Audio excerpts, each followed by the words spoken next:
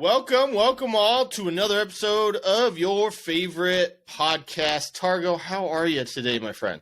I'm doing great, man. How are you doing? I'm doing fantastic because it was one hell of a weekend and week of football. Holy cow. Man. Some records were broken. Yeah. So this is a big week. Big week. But before we get into that, make sure to follow us on TikTok, Instagram, YouTube. We've been starting to post shorts, which are fun. A lot more interaction with those. Make sure to like, subscribe, hit the notification bell on those YouTube videos. And then make sure to follow us on all your favorite podcast platforms and join the Facebook group. And check out the merch on Redbubble. Targo, what are you drinking? I am drinking Golden Road Brewing Melon Cart. Ooh. Yeah. So I already have had this, so okay. Sorry. Don't need a reaction from you. No, but this thing tastes like candy pretty much, man. It tasted like a watermelon Jolly Rancher. So it was sounds good, but not for me. It was definitely a one and done. It was definitely a one and done, yeah. Probably. I guess what I would say is it sounds like a hangover. Don't know. After more than one. Today I am drinking from Garland Brew Works. Just went down to an event they had. It was a cereal and beer event. So they did cereal themed beers. So today I have what's called the Penny Cup Porter. It's a Reese's Puff Porter. Yum. I love Reese's Puffs. Dude, it's so good. This might be like my new second favorite beer of all time. It's amazing. After that Humble Abode one? Yeah, right behind it. But it was so good. They had everything from Fruity Pebbles, Captain Crunch Sours with Crunch Berries. They had a Cinnamon Toast Crunch Stout. That was pretty good too. Okay. But before I go on a rant about how much I love beer, those are our brews. So let's get to some banter. Welcome to Brews and Banter. All right, Targo, we had a ton of games. So before this becomes a 3-hour episode, let's get into it. On the first in the English Premier League, we had Arsenal and Everton. This one, up until about the 40th minute, was a bit of a snooze fest. Arsenal having a lot of possession, not really getting any clear-cut chances. Everton kind of making a break here and there. And then from the 40th minute on, it was a rout. Arsenal winning this one 4-0. Another great game from Leandro Trossard. What a signing he's turned out to be. Yeah, probably one of the best signings in January, I would say. Yeah, I would say what a steal from Arsenal as well. Like 21 million. Yes, it was. And then I told you so. You did guess a 4-0, didn't you? So, yeah. I bet you were wondering, though, especially the way the beginning of that game went. Oh, 100%. I was like, Tyler's going to say, I didn't get it right. I was way off. And then the game exploded for Arsenal. Took a kind of a fantastic turn and strike from Bukayo Saka to open things up. And then it did. Once Arsenal got that first goal, obviously you knew Everton then had to try to get something from the game, and it opened things up. Yeah, and the floodgates opened. Martinelli, Odegaard, and Martinelli again were the goals. That put Arsenal up 5 points. No more game in hand. No more Next game in hand. Next up, we had Liverpool and Wolverhampton Wanderers. Did you pick Wolves for this one? I think I might have. Yeah, Liverpool showed up, though, man. Yeah, they did. But it took until the 73rd minute for Virgil van Dijk to finally break the deadlock. Forced an initial header from a set piece. Jota put the rebound across the goal, and Van Dijk headed it from close range. 4 minutes later, Mohamed Salah put him out of sight, made it 3 wins out of their last 4 Premier League games. Liverpool starting to heat up. On the 4th, we had Manchester City and Newcastle, what we thought would be a really good game. It wasn't. It was one-way traffic. Manchester City, this was one-way traffic. Yeah. They win 2-0. I thought it would be the Grealish versus Almiron revenge tour, which it looked like it early with Almiron chasing down Grealish a couple times and tackling him from behind. But Grealish got the better of Almiron. Foden put City ahead on 15 minutes, looking like Lionel Messi, the English version, dribbling through 5 Newcastle defenders. Man. Sliding past them. And then, Newcastle really only had 2 or 3 chances, maybe, in the entire game. Wilson had a really good chance in the first half that he completely scuffed. Yeah. He's been in really poor form lately. Bernardo Silva made it 2-0 with a nice, cool finish. Right when he came on the field. In that one. And then, Newcastle, another game without a win. What's going on? They're not doing so hot right now, man. In their last 5 games, they got 3 draws and 2 losses. This is 2 losses in a row, so they've slid down the table quite a bit, actually. They're sitting in 6th place, so that's quite a fall from, the 3rd, 4th they were sitting in. Yeah, and I mean, they're 3 points ahead of Brighton. Brighton's got a game in hand, so they could fall even further if Brighton get a win. Yeah. All right. Next up, we had the probably most intense game of the weekend. Arsenal against Bournemouth. Man, I never would have guessed this, that within the first half, Bournemouth could have been 3-0 up. Scored after 9 seconds. 9 seconds, man. I remember, I turned it on and was like, just getting settled down, sitting down, and had to look at the TV like, oh, there's already a goal scored. Yeah. What happened? Bournemouth caught Arsenal napping, essentially. Not even really paying attention. Philip Billing putting the ball past Aaron Ramsdale. Arsenal looked lively after conceding. Odegaard had 2 solid chances. Yeah, it was one-way traffic, man. It was all one-way traffic after that. 2 great saves from Neto, but I mean, Bournemouth on the counter were very impressive. On the break, man. Yeah. Forced a good save out of Aaron Ramsdale, otherwise it would have been 2. And then they did make it 2 after Marco Sensi got a header past Aaron Ramsdale. However, after that, like you said, one-way traffic. Arsenal clawed their way back with goals from Partey in the 62nd minute. Ben White with his first goal for Arsenal. And Reece Nelson coming on, which ultimately changed the game because in the 97th minute, with the last kick of the ball, Reece Nelson powers the ball home. And Arsenal, man, starting to look like champions, winning the scrappy games, coming back from 2-0 down. I mean, that's what if you want to win the Premier League, man, that's what you have to do. That's what you have to do. I will say, though, draw or loss in those kinds of games, you have to claw your way back and show winning mentality and get a win and get all 3 points. And it was huge. I will say, though, VAR has been asleep at the wheel against Arsenal this entire season. Bournemouth had 5 handballs, all in the box. None of them were given, and arguably all of them could have been called for penalties. I don't think they should have been. I think there was really only a shout for one of them. It was that one that kind of was falling. The ball was falling straight down from the air, and it landed on that guy's arm. There was 2 of them for me, and oddly enough, it wasn't that one. There was the one that blocked Gabriel's header on the goal line.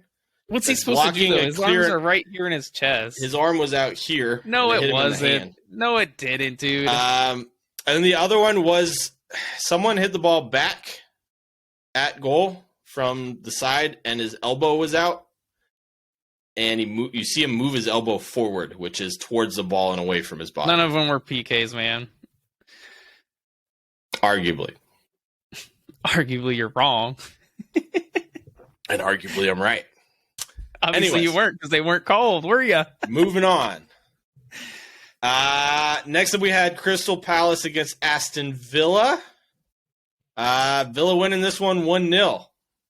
Luckily for Palace, they didn't tie this one. Unluckily for them, they lost it. Yeah, they did, off an own goal, too. Yeah, it was very unlucky as well. Joaquin Anderson, dangerous cross by Matty Cash. Anderson slides. It hits him between both his legs and goes straight into the goal. Yeah, it was a weird one. Like, hit him twice and then went into the goal. He should have done a lot better. But that through ball for Matty Cash was a beautiful through ball to set him on his way. He's been on fire this season. I mean, even against Arsenal, he was tearing him up. But go ahead.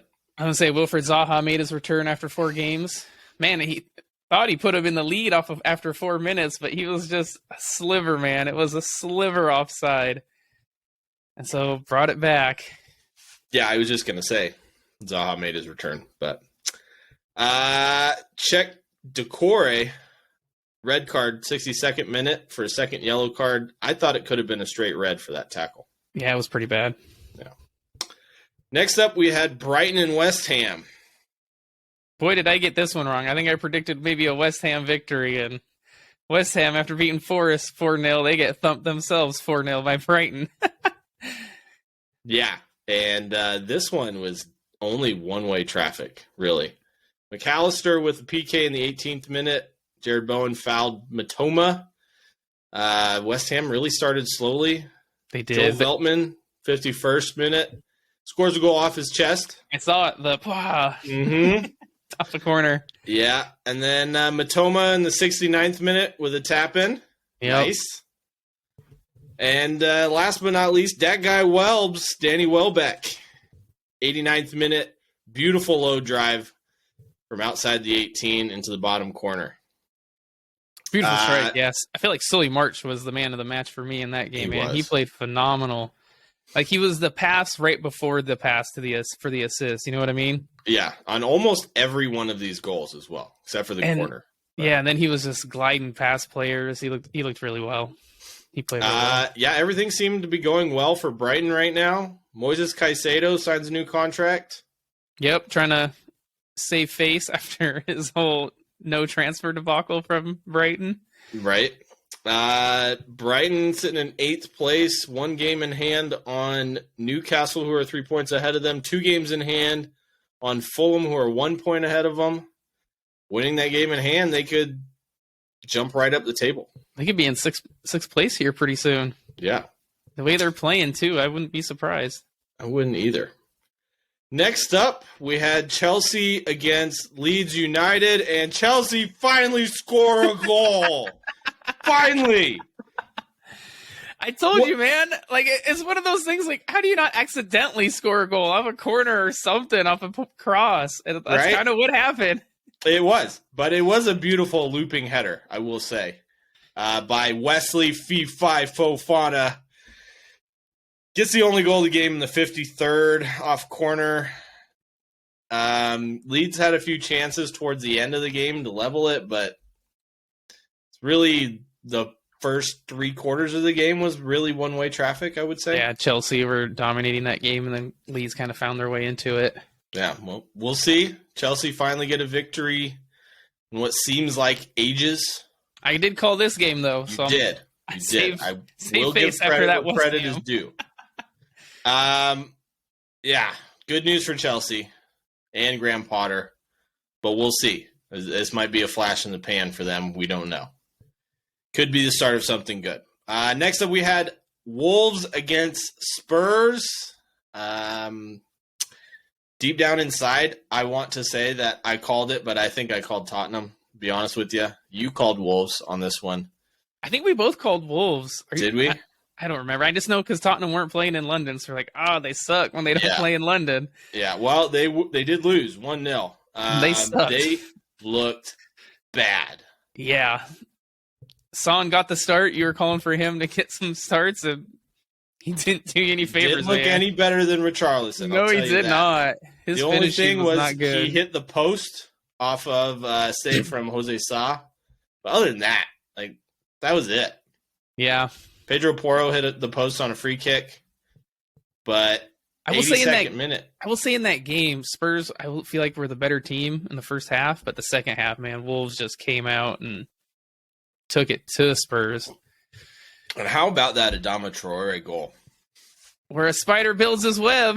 That's where that ball went, man, right there in that upper corner. 82nd minute return of Raul Jimenez has a nice shot saved by Fraser Foster.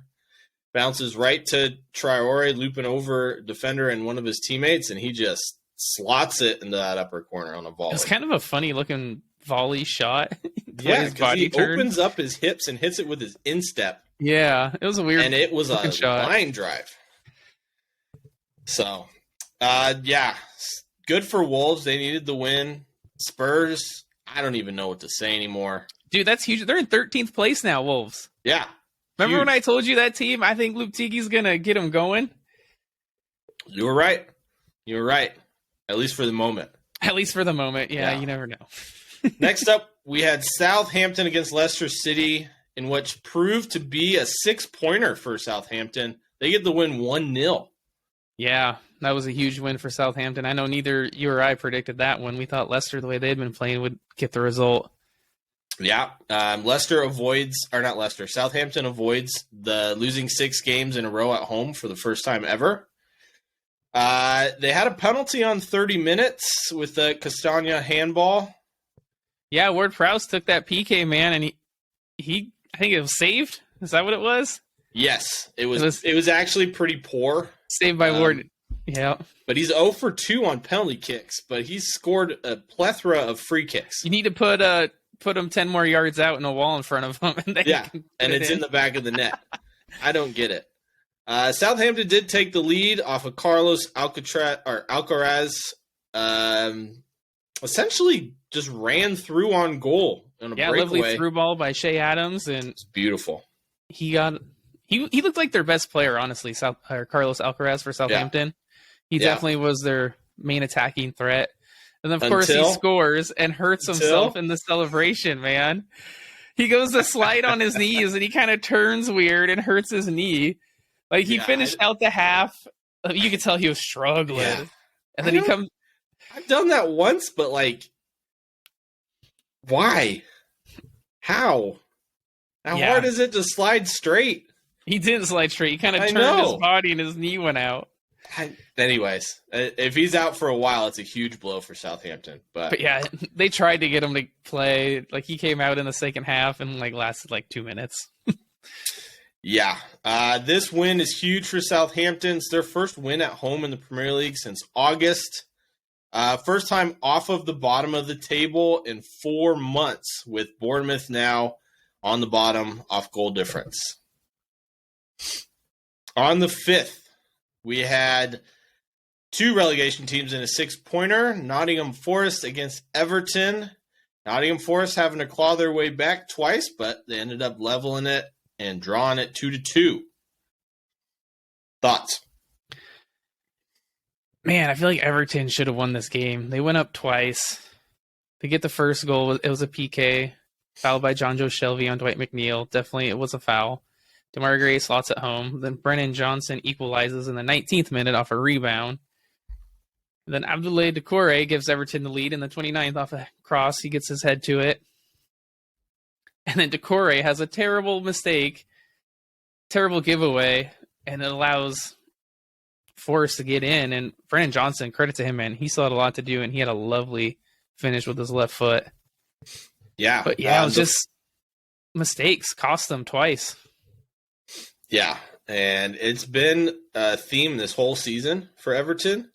But man, the form of Brennan Johnson right now, it could be deciding as far as where Nottingham Forest finish in the table. I will say one thing to look as a positive note for Everton is this is the first time they've scored 2 goals, and I forget how long. It was a long time since they've scored 2 goals in a game, so hopefully it's a sign of things to come for them. Yeah. Might be a little too late, though. I don't know. We'll see. I don't know. There's only 3 points between 15th and 20th. That's 6 teams, yeah. So, including 2 teams on 21 points and 2 teams on 22 points. This is anyone's game to stay in the Premier League. None of them really have first like natural finishers. I guess Brendan Johnson, really, of all these teams. Maybe Danny Ings for West Ham. Yeah. I guess Rodrigo, maybe. He's doing Rodrigo hasn't been playing. I haven't seen. Is he hurt or? I think so. I don't know personally. Anyways, yeah, it's going to be fantastic to watch. Same with the other end of the table, the Europa League spots. I mean, there's so many teams fighting. So, and to recap the weekend, we had the biggest surprise result probably in the history of the Premier League. I'm not going to lie. Liverpool against Manchester United. Liverpool. Okay, before I even get started, for those of you who joined us on the live stream, thank you. We appreciate your support, and that was fun to watch. Man United fans, turn off the podcast now because you guys lost 7-0 to Liverpool. This was a thrashing. Oh, dude, this is worse than a thrashing. You know, we had mentioned history was made this weekend. This is history. They've never lost by that much before in the Premier League. No, it's the worst loss in the history of Manchester United. They've never lost by more than 6 goals. They lost by 7. And this is Liverpool's biggest win over Manchester United in their history. And maybe one of the worst showings from Manchester United in their history. It was terrible, awful. Man. Bruno looked really bad. I mean, Rashford couldn't get anything going. I don't know if Ten Hag maybe played him out of position. I would have liked to have seen Rashford run more at Trent, Alexander-Arnold. Didn't see any of that. Mm-mm. And yeah, that just Lissandro got sent to the cleaners by Mo Salah. Yeah, very reminiscent of Harry Maguire. So, well, you know where he learned it from. They're both at Man United. 100%. This game going one way and one way only. Cody Gakpo with 2, Darwin Nunez with 2, Mo Salah, you guessed it, with 2, and then Bobby Firmino at the end with a clever little finish between the legs of David De Gea, and his reaction essentially summed up the entire game. Hands on his head, fell over, and just laid there. So I got to ask, which was your favorite goal in that game, since there were 7 of them? Oh, I don't know. I would say probably the Cody Gakpo cutback and slots at far post. I think for me, it's the Cody Gakpo little chip he had. Yeah, that was clever. Nice. And from a tight angle, I liked that one, I think. But yeah, the cutback was also... it was nice. I mean, then you have the Darwin Nunez scored with the back of his head. The man bun finish. Yeah, that was pretty good too. History also made in this game for Mo Salah. Both equaled and passed Robbie Fowler for the most goals in the history of Liverpool. Congrats. That's fantastic. Is he the best player in the history of Liverpool? How do you say no now? I don't know. I don't think he can. I think he is. No, I can't. He's that. I mean, you see what he's done since he got there. Absolutely fantastic. And I mean, they've got a Champions League and a Premier League trophy with him, don't they? Mm-hmm. He's their all-time leading scorer, so yeah. Yeah. Fantastic stuff. So, is this the resurgence of Liverpool? Do you think it is, man. I mean, I think it is. Up to 5th now. 3 points behind Spurs for 4th place with a game in hand. And 9 goals better on goal difference. So, yeah, you know, what a different showing of Liverpool from this weekend to last weekend, though, when they drew Crystal Palace. Like, that was just a terrible Liverpool side. Looked lethargic and no energy. Just looked like they didn't care. And then this Liverpool side, man, they came out in that second half when we were watching it. Came to play.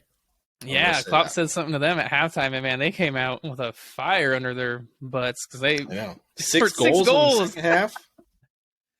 I never would have guessed that. No. Equally as impressive. We'll see if it's a real resurgence. They might have a chance against Real Madrid in Madrid with a 3-goal deficit, but time will tell on that one. Next up, we stay in England. We go to the FA Cup on February 28th. We had Stoke and Brighton. Brighton win this one 1-0. Shout out to Evan Ferguson. Scoring machine this season. For Brighton, yeah. Next up, we had Fulham and Leeds. Fulham winning this one 2-0. I just want to give a shout out to Paulinho because that was a golazo. Yeah, 35 yards out in the 21st minute. That one's a great goal. On March 1st, we had Manchester United against West Ham. United win this one 3-1. West Ham went up first in the 54th minute, and then United left it late. 77th minute, an own goal by West Ham, and then 2 goals in extra time with Garnacho and Fred getting goals. Yeah, Garnacho's goal was nice too. It was a curler. Mm-hmm. Next up, we had Sheffield United and Tottenham. Told you so. Sheffield United beat Tottenham 1-0.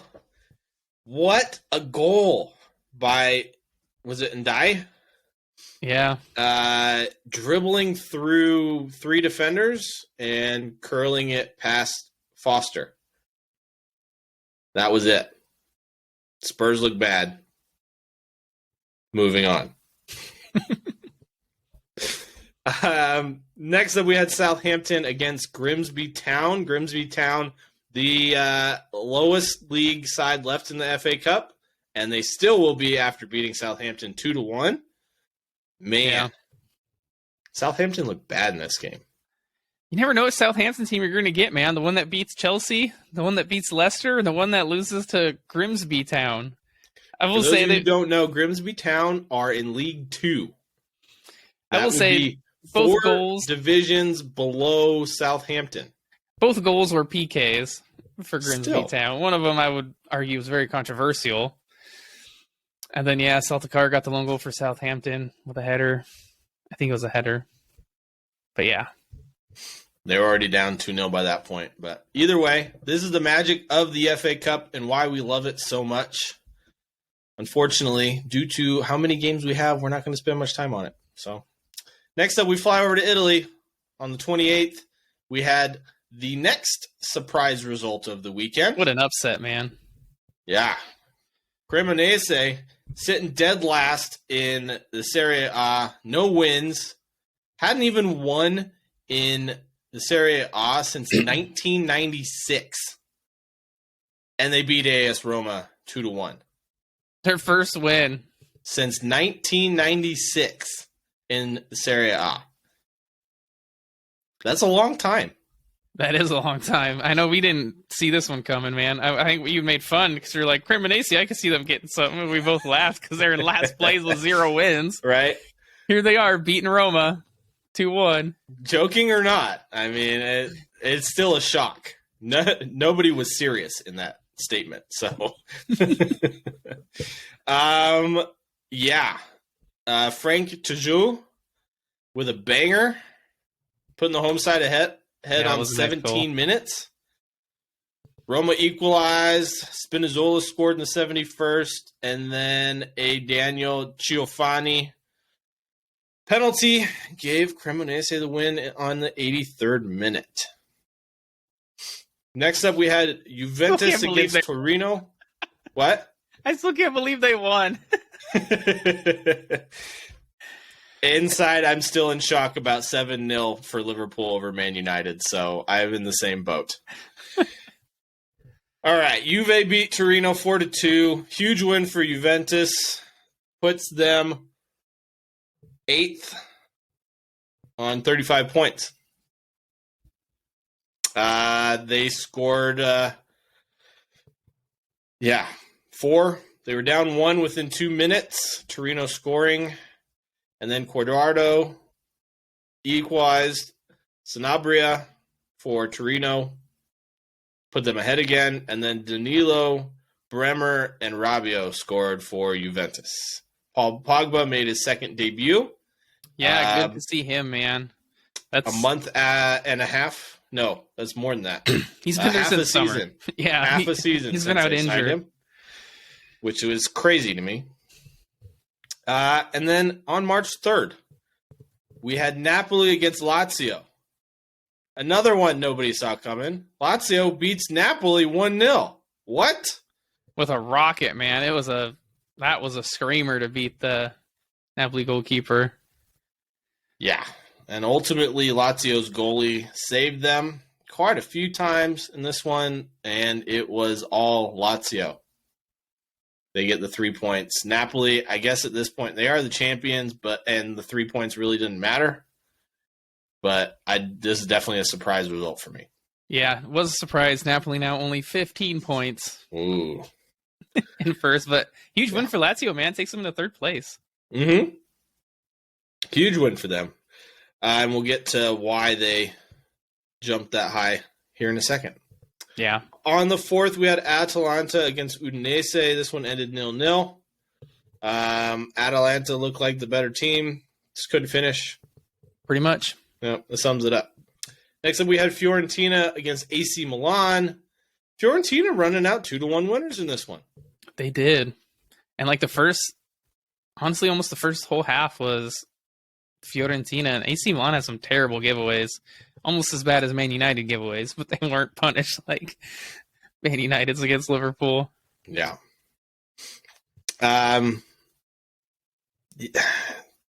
Yeah, AC Milan is same with. I don't want to put them in the same sentence, but Southampton and AC Milan are very similar this season. You never know which team you're going to get. Dude, you really don't.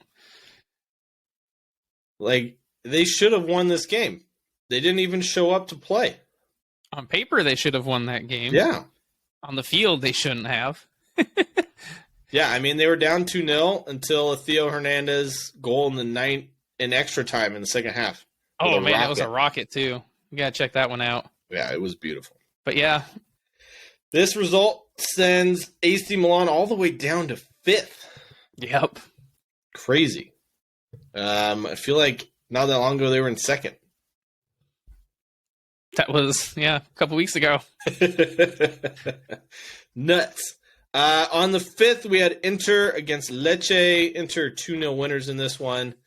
Mkhitaryan giving them the lead with a beautiful finish and some great build-up play in the 29th minute. And Lautaro Martinez in the 53rd. Another nice finish. And Inter pretty much just cruised the whole game. Yeah, they did. That was a good win for Inter Milan. Now they're in second place all alone.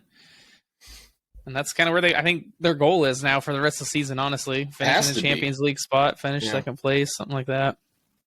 And see how far they can go in the Champions League, I guess. Yeah. That would be about it. Next up, we had AS Roma and Juventus. This was the big game in Italy this weekend. Roma winning 1-0. The Romans in Rome, man. Win in Rome. Let me tell you. You Cremonese, 0 wins. They lose to them, but somehow they can beat Juve. I don't know. And what's going on in Italy, though, man? Like, all these teams are just beating. Anyone can beat anyone, it seems like, on any given day. Yeah, it's like every other day, someone's like, hey, you want to go out for wine instead of going to play? Yeah. Bologna last weekend beating Inter, and Fiorentina beat AC Milan. Cremonese beating Roma, then Roma coming back beating Juve. Who knows what happened? Lazio beating Napoli. Who knows what's going to happen in Italy, man? Yeah, I don't know. Mancini with a beautiful strike on 53 minutes. Blasting it far post, bottom corner. Dude, that was a rocket. I don't think anyone expected him to take the shot. Funny thing was, I went to go watch this game, and I turned it on, and literally not even 5 seconds later, the ball was in the net. The beginning of that game, did you see all the smoke on the field? Yeah. All the flares? It's like trying to watch the game. Like, I can't even see the ball. Right? I'm just looking at the screen, and my eyes are watering from all the smoke. Hand smoke on. Big talking point in this game, though, was Moise Kean. Dude, what was he doing? Subbed on in the 89th minute, not even 90 seconds later, gets a red card. Idiot, dude. He completely kicked this player. Yeah. I mean, they were like kind of grabbing each other on the arm, and then he just turns and goes to kick him. And like, it was so funny. Allegri's just like, he's like, why? He's squinting, hand up. What are you doing? Just, you see them tangled. Mancini didn't do anything wrong. Except for staying there. Grabbing. Then he gets up and lets go of him, and then Moise Kean was like, F you, dude. Yeah, and just kicks him right in the Goes back of and the legs. swings to kick him, yeah. The ref was 10 feet behind him. How does he expect to get away with that? Idiot, dude. I don't know. You don't get away with that now. Exactly. I mean, yeah, stupid. I don't know. Stupid mistake. Normally, I'd say it's because he's a kid. But he's played for PSG, Juventus, Everton. He's been around the block. You should not do that. No. I think that might be the last game he plays for Juventus, but we'll see. It'll be for the next while. He's going to be suspended. Mm-hmm. All right, let's go over to Germany. Start with the big game of the weekend. On March 3rd. We had 3 goals in this one. Borussia Dortmund, RB Leipzig. Borussia Dortmund winning 2-1. And this game, man, if you did not watch it, go check the replays on ESPN Plus because the pace of this game was nuts. It was, man. And I can tell you I told you so because I told you Dortmund would win. You did. And I called Leipzig to win this one. Huge win for Dortmund. That makes them, was that 10-10 for them? Something like that. They haven't lost in 2023. Yeah. They're on fire right now. Marco Reus having a fantastic game. Yeah, so that first goal, man, the through ball for Marco Reus was amazing. And then he draws a PK from the goalkeeper, and then he scores the PK. Emre Can scoring a volley in the 39th minute. And Leipzig getting a consolation goal in the 74th with Emil Forsberg. But yeah, that was a great game if you're a football fan, man. Or even if you're not a football fan and you want to watch a fun, fast-paced game, check that one out. Or if you say soccer's slow and boring, I expect you're not listening to this podcast, but just in case you are, please go check this game out. Yeah. All right. On March 4th, we had Union Berlin against Cologne. We both picked Union Berlin to win this one, and it was a scoreless draw.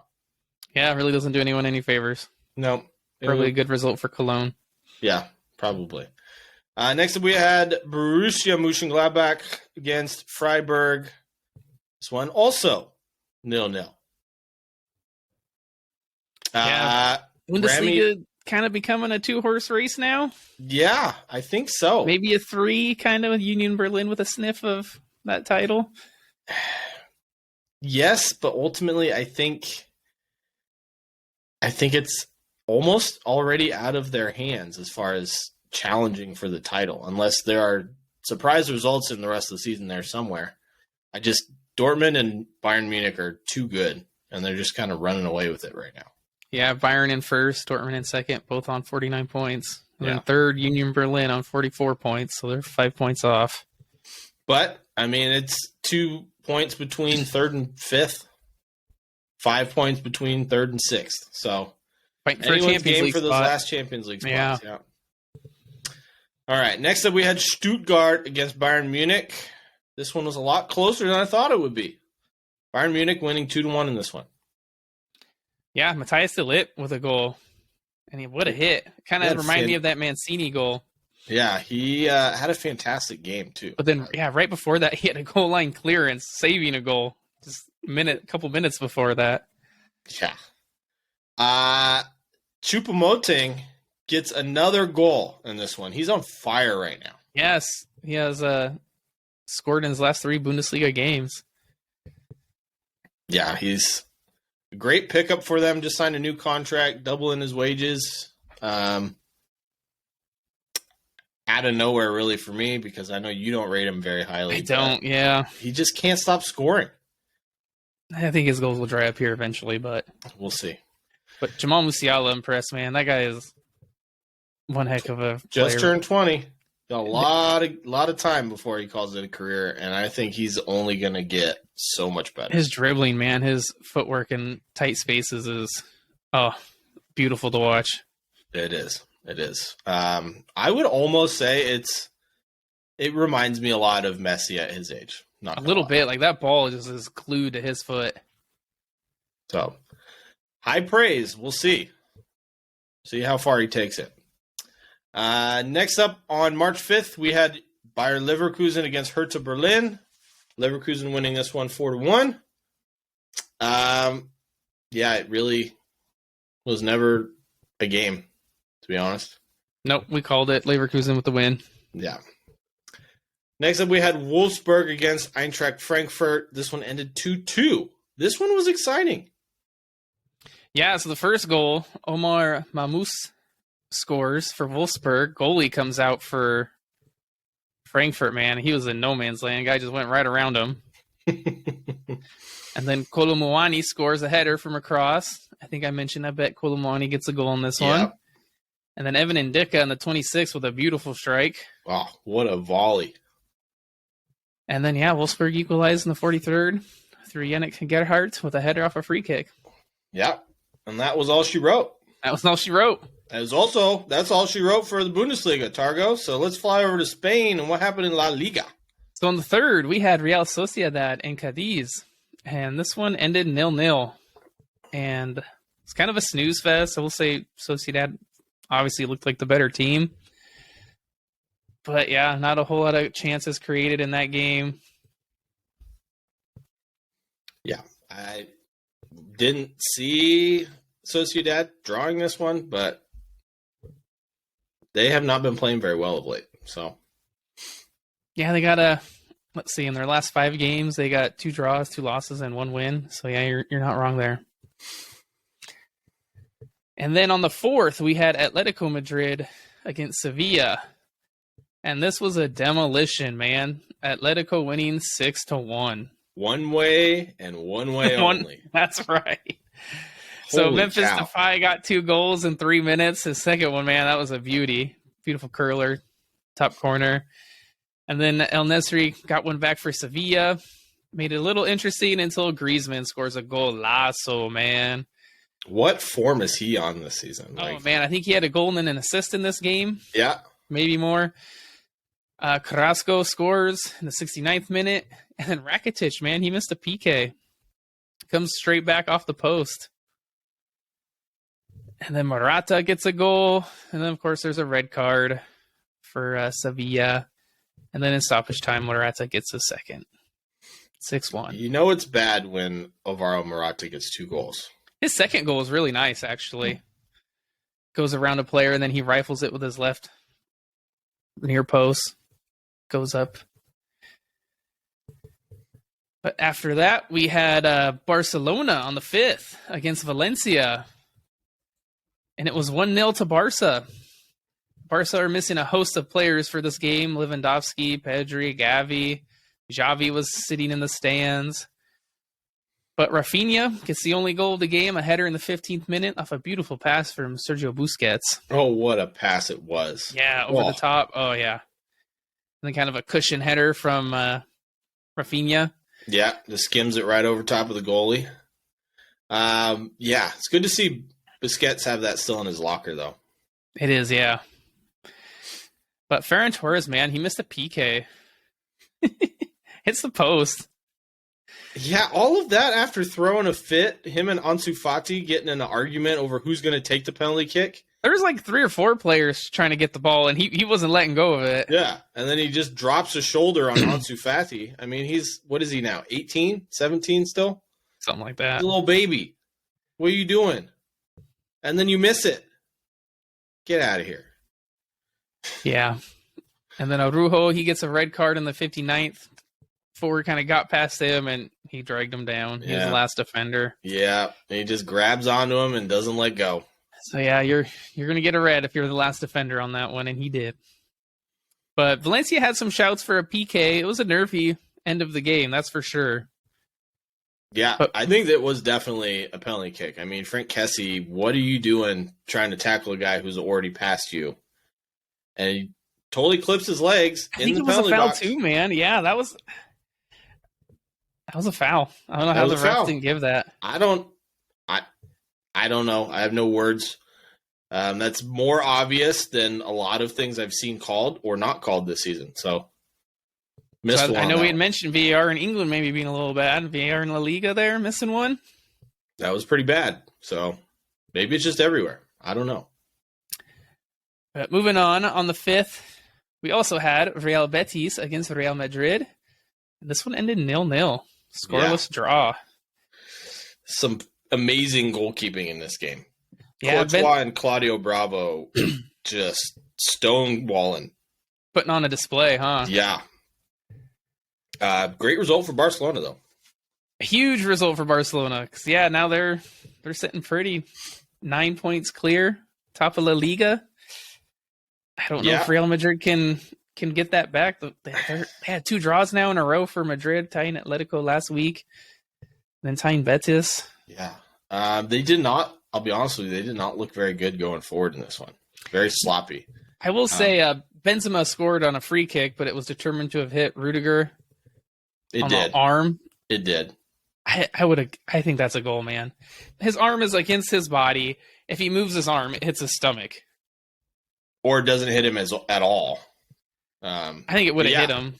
It deflects off his arm, goes in the top corner. I don't think it was a handball either. I mean, again, his arms are right here tucked in on his side. They're not out flailing. Yeah, I thought it was harsh. Mm-hmm. But there you go. Refs called it handball. And that was it.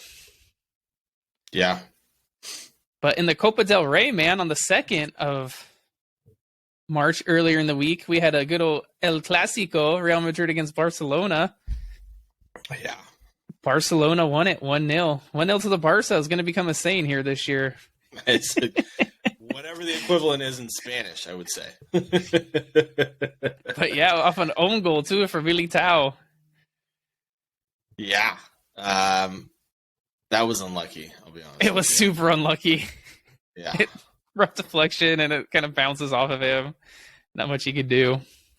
Yeah. But that was Madrid's first loss at home in 11 months. Wow, that's crazy. Yeah. Bernabeu's a fortress for them, huh? It is, which gives me little hope for Liverpool, except for they won 7-0. All right, over to Ligue 1.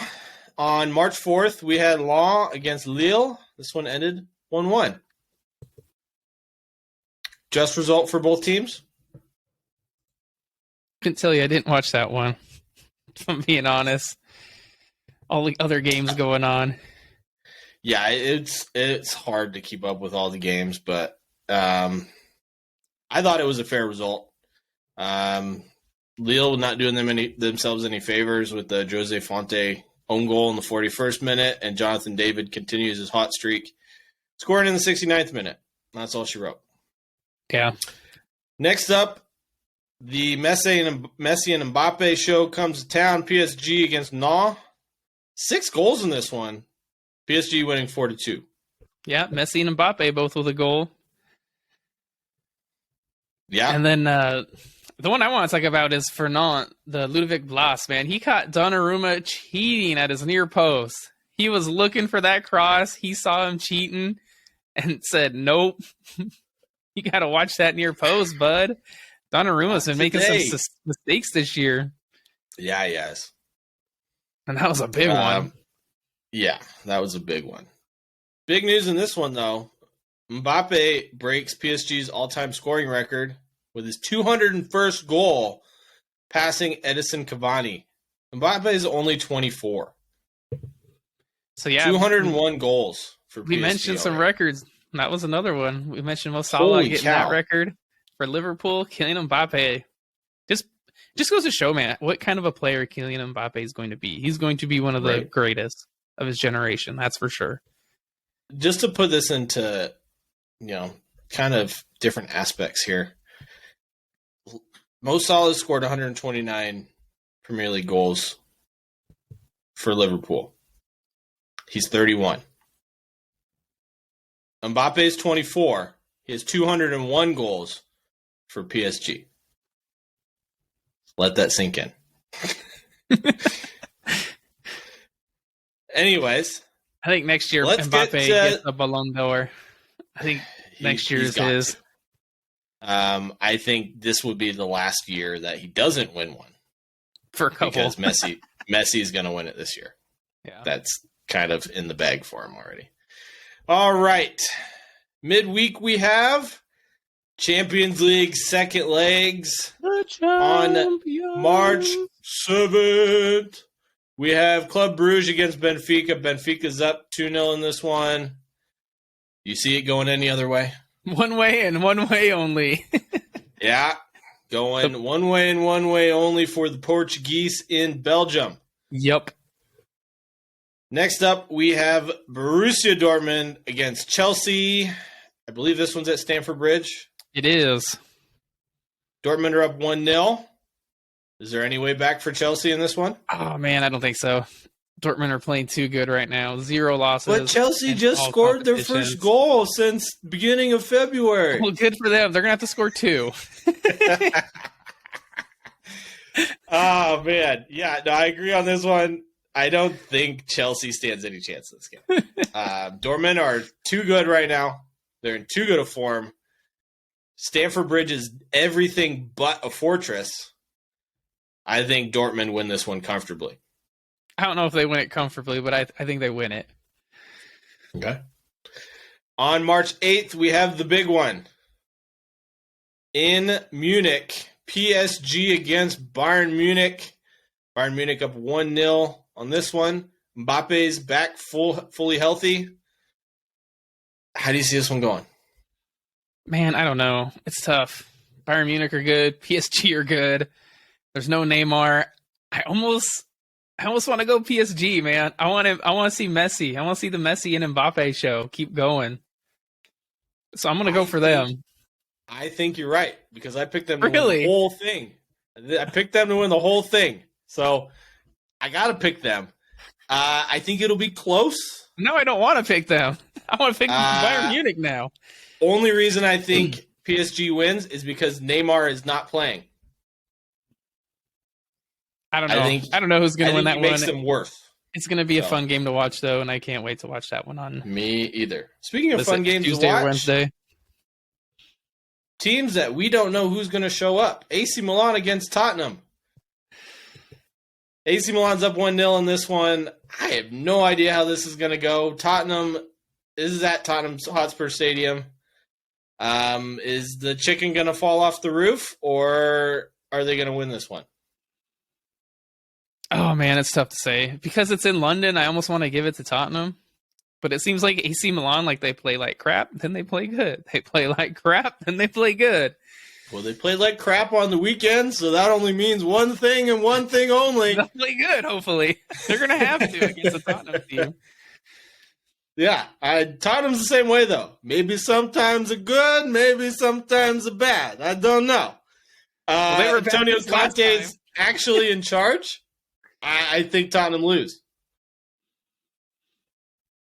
I'll say Tottenham lose too. Yeah. And I think this game probably ends in a draw and Milan go through. But I don't think it's going to be very entertaining to watch at all. All right, that's it for our midweek games. Same day, huh? I think the chicken's going to fly the coop. I'll watch the PSG Bayern game. You can watch the Tottenham Milan game.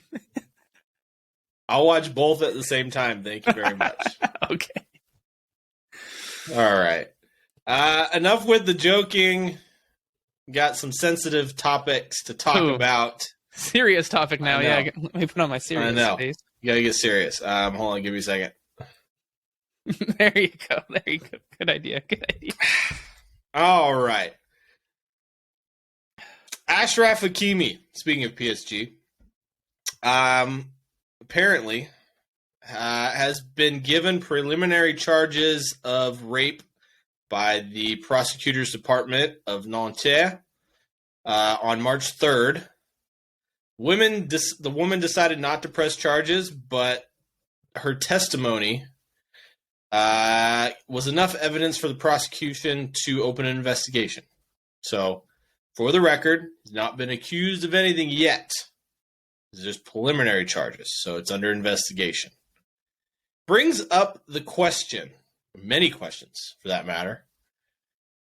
Since everyone is innocent until proven guilty, as owners of football clubs, what would you do with the players that are accused, indicted, go to trial, or found innocent, but their names, images, and legacies have been tarnished by these accusations? What would you do with them? Man, that's tough, because you look at Mason Greenwood right now. with his whole pretty much same thing. Yeah. I would say his Accused of- reputation is tarnished, and I don't know if a club's going to want to pick him up at all. No, I mean, Not right away. I could see teams in lower divisions picking him up on kind of a paid as you play type of contract. But I mean, for Mason Greenwood, for those of you who didn't know, he was found not guilty of aggravated assault. But there's a video on YouTube that you can find that's pretty damning. So makes him look very guilty, even if he wasn't. Right now, Manchester United have him on sabbatical, and they're deciding and asking the players whether or not they should let him come back into the squad or let him go. It's tough, man. Now that he's found innocent, his life's never going to be the same ever again. No, I'm pretty sure, isn't he having a baby with a girl too? Mm-hmm. Yeah. So honestly, I guess it would depend on what's being. If I'm the club and something like this comes against, one of my players, one, it's going to depend on what the charge is or what kind of is going on, or if there are actual charges. Because with Hakimi right now, there's no actual charges. It's more of an investigation. And so I would try to keep him in the fold as much as I can. Obviously, his head's probably not going to be in the right space.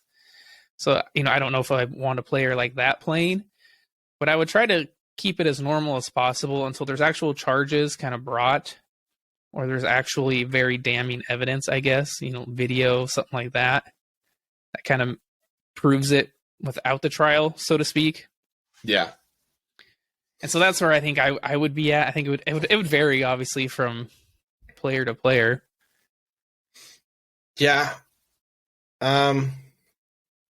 What would you do if you're PSG in this situation then? I'd try to keep Hakimi on and pretend going as normal. What would you do if you're Manchester United with Mason Greenwood? That one's tough. I don't know if I'd want him back. Yeah, I don't know. And it's a shame, too, because he was such a great young talent. He still is. Oh, yeah. I mean, he's not old by any means. No. He's definitely lost a year of his career. 100%. Yeah. And probably more than that at this point. But how about you? What would you do then if you're Manchester United, if you're PSG? I'll be honest, if I'm the coach, I'm going to talk to the players. Whatever they decide goes. If they want the player back, let him come back. As long as it's not a toxic dressing room and it doesn't mess up the harmony of the team. Especially I feel bad for all these players that get accused of these things and ultimately are found innocent. It doesn't do anything but tarnish their entire careers. Oh, yeah. I think Ten Hag is handling it perfectly, asking the players what they think. So here's the other thing. Ten Hag, has he ever met really Greenwood? No. Has Greenwood been training with Manchester United since all this happened? No. So, there's a new coach there. There's a lot of new faces as well. So how do you think they react to all of this? Yeah, I don't know. Anthony, Casemiro, they've never played with Greenwood. No.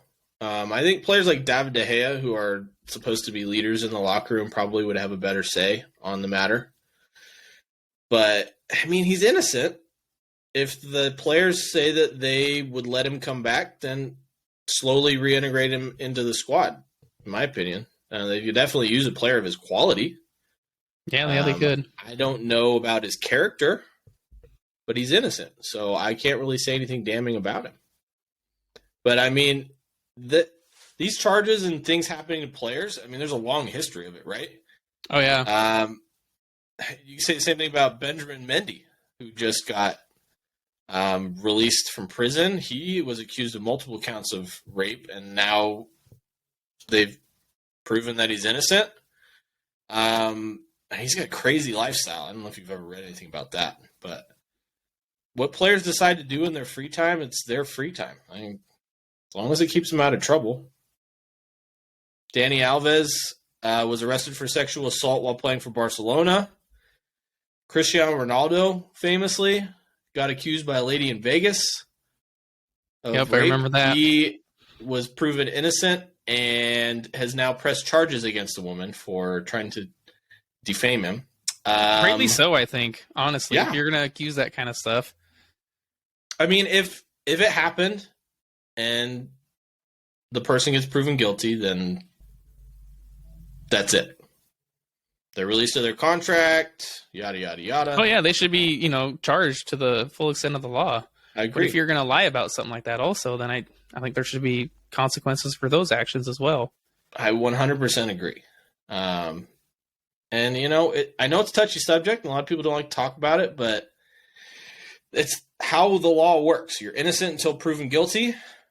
If you're innocent, you're innocent. If you're guilty, you're guilty. There's no gray area. It's black or white. That's it for me. I did find one fun fact, though. And there's a list of players who have been have had out-of-court settlements for tax evasion. And this is quite the list. You ready? I'm moving on to a different crime, huh? Yes. This list has some of the biggest names in all of football. Believe it or not, all of them played in Spain at one point. Fabio Cannavaro, Neymar, Cristiano Ronaldo, Radamel Falcao, Lionel Messi, James Rodriguez, Luka Modric, Angel Di Maria, Marcelo, Gerard Piqué, Javier Mascherano, Iker Casillas, and Jose Mourinho, just to name a few. Millions of dollars in settlements for tax evasion. So, just thought it was funny.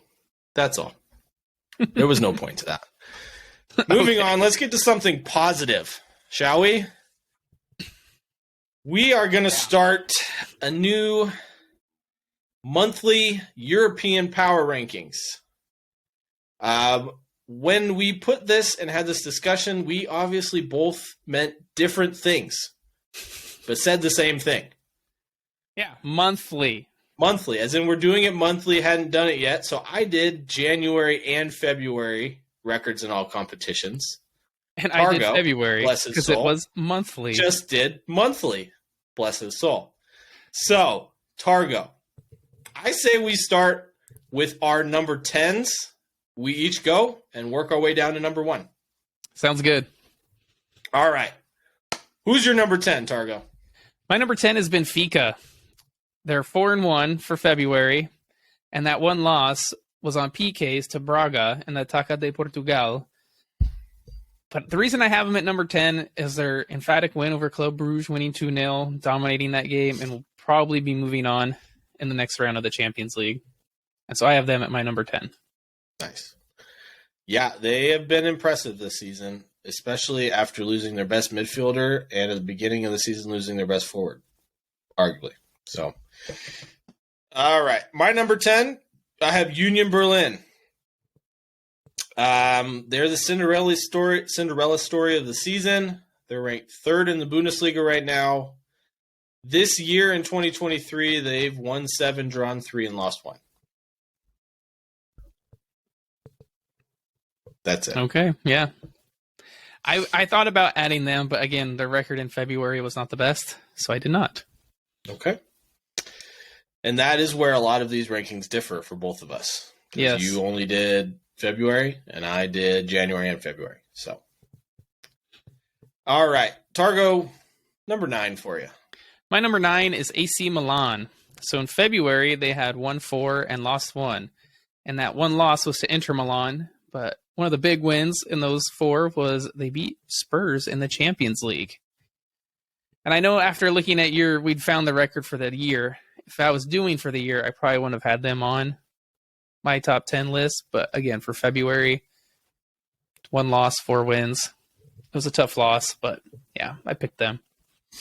Yeah. All right. My number 9 is Manchester United.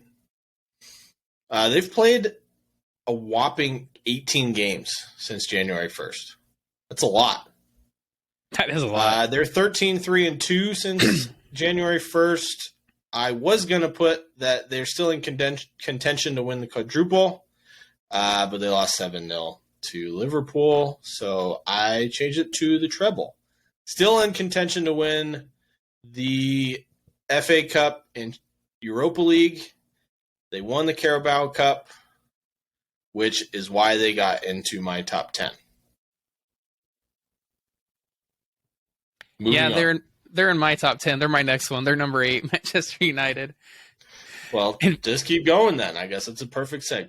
Yeah, so they were 4-2, 4 wins, 2 draws, and 0 losses. So they didn't lose at all in the month of February. And they had some big wins. You know, a big win in the Carabao Cup. They beat Barca, and their 2 draws. One was to Leeds United, so not quite as impressive. But then the other draw was to Barcelona at the Camp Nou. Yeah, which is equally as impressive. So yeah, I picked them as my number 8. Solid pick. My number 8 is PSG. The Messi and Mbappe show.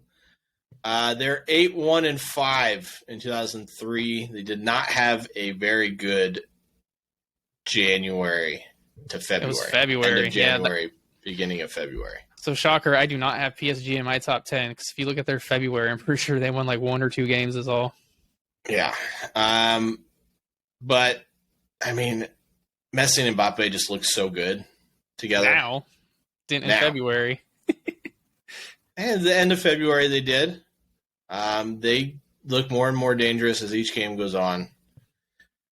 They could beat anybody any day, but they could also lose to anybody any day. So, flip a coin.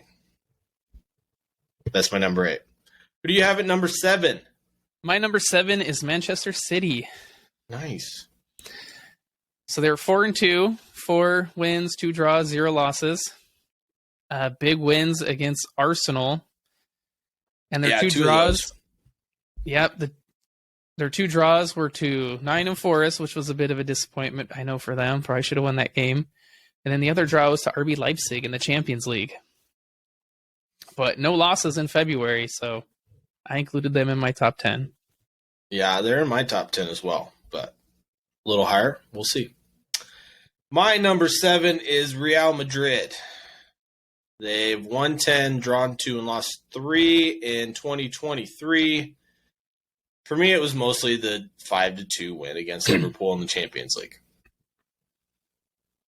They won the Club World Cup. I know their last 2 games have been draws in the league. They lost to Barcelona in the Copa del Rey first leg. I understand that was in March. But yeah, big win against Liverpool in the Champions League. Emphatic showing. They would be above Barcelona, except Barcelona are still 9 points ahead of them. At the time, it was 7. So, number 6, Targo. My number 6 is Juventus. So they won 5, drew once, and had 0 losses. Their 1 draw came to Nantes in the Europa League, which they then beat them emphatically in the second leg. But they didn't really beat anyone noteworthy. No top clubs in Italy. Again, Nantes, probably not super noteworthy, but it was worth noting. Nice. My number 6 is Barcelona. They've won 12, drawn 2, and lost 2 since January 1st. One of those draws and one of those losses was against Manchester United.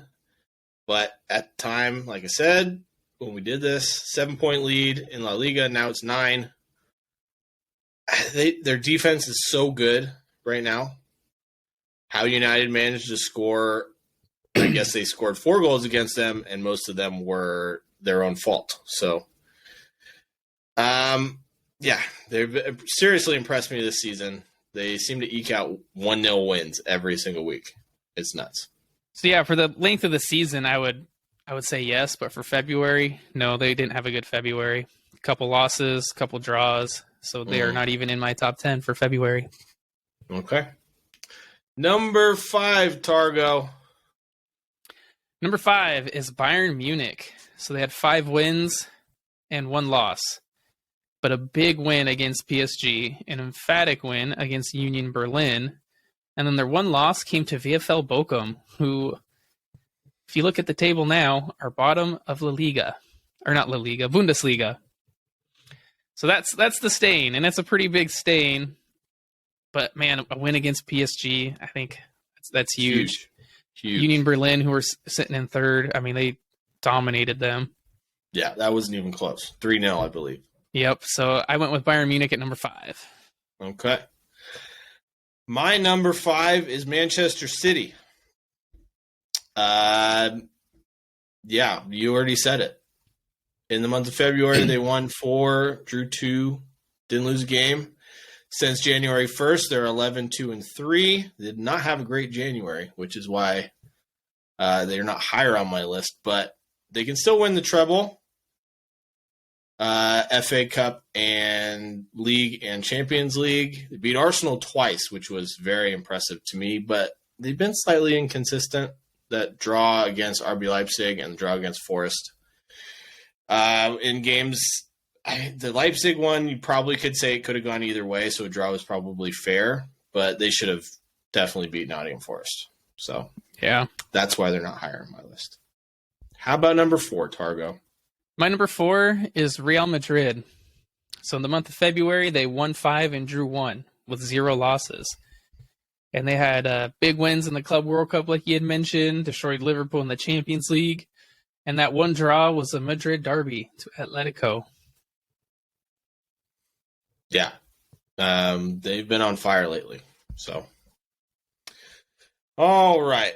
Number 4, I have Borussia Dortmund. I probably should have revised this, but yeah, they've won 10 since January 1st, drawn none, and lost none. They're the most informed team in all of Europe. Our listeners can't see. Yes, I'm shaking my head right now. You have them so low. Yeah. They went from 6th to tied with Bayern Munich for first. I got nothing but good things to say, and probably come next week we will be talking about them beating Tottenham Hotspur. Not Tottenham Hotspur, Chelsea. The other crappy London club. So, yeah. Honestly, they should be higher on this list, but I have them 4th. Okay. My number 3 is Celtic from the Scottish Premier League, who are 5-0 in February. 5 wins, no losses, no draws. And then in January, they had 5 wins and 1 draw. And that 1 draw was to Rangers. But yeah, undefeated in February, man. How can they not be on your top 10? Yeah, I don't know. But they're not for some reason. I must have overlooked the Scottish League. So my number 3 is Arsenal. They did not have the grace of February's, but they have won 7, drawn 2, and lost 3 in 2023. Lost 5 times all season. And more importantly, have more points through 26 games than the Invincibles did. They're in first place, up by 5 points on Manchester City. I can't say enough good things about them this season, except for the inconsistency of February. And that's why they're not even in my top 10, because they had a bad February. So, that's my number 3. Who you got at number 2, Targo? My number 2 is Napoli, who had 5 wins, 0 draws, and 0 losses in February.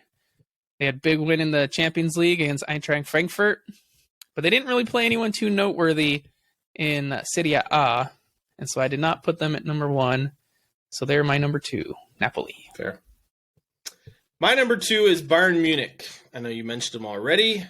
Big win against PSG is why they're so high on my list, and the destruction of Union Berlin as well. I mean, they've won 6, drawn 3, and lost once since January 1st, but yet you have them above Borussia Dortmund, who have 0 losses. I do. Yeah. Okay. This is power rankings. For me, it wasn't about recent record. It's who I think could beat everybody else on this list that is below them or below them. Okay. Yes, we have different views on power rankings then as well. Yeah. Seems like it. Number 1, Targo, after all of your arguments, I bet I could guess who it is.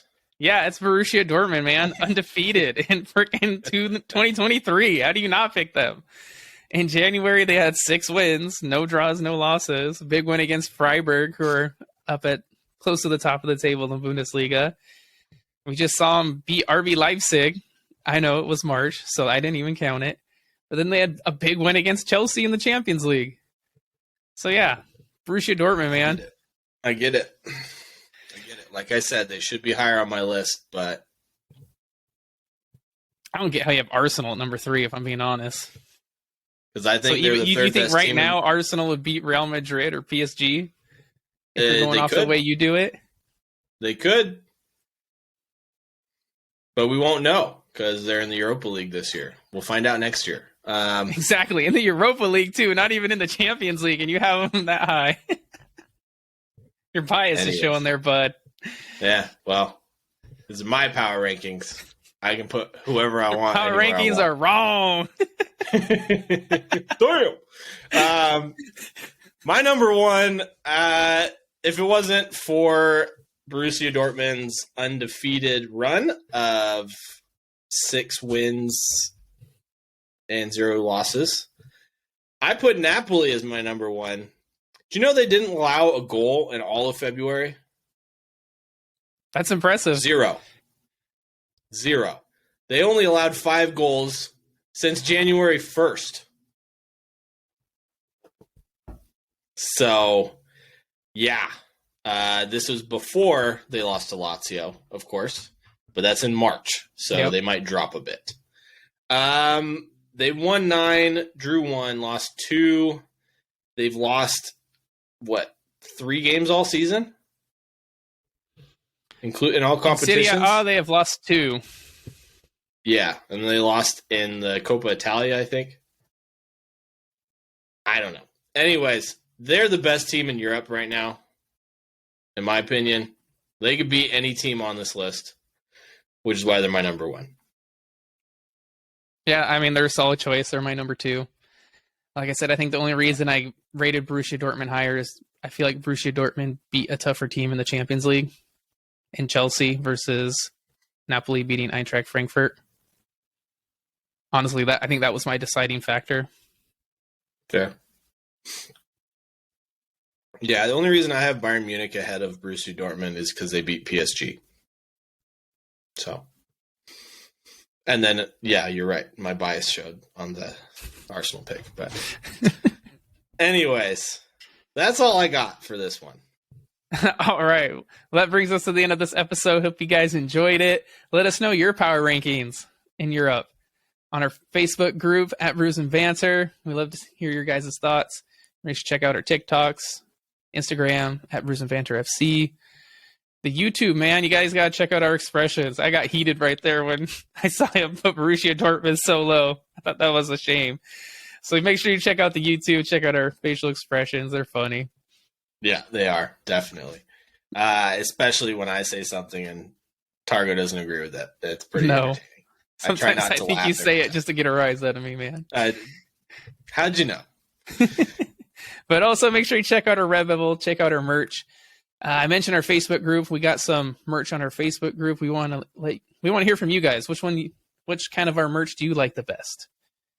So make sure you check that out because we want to keep doing this. It's fun for us. And on that note, we love you guys. Thank you so much. Till next time. Cheers.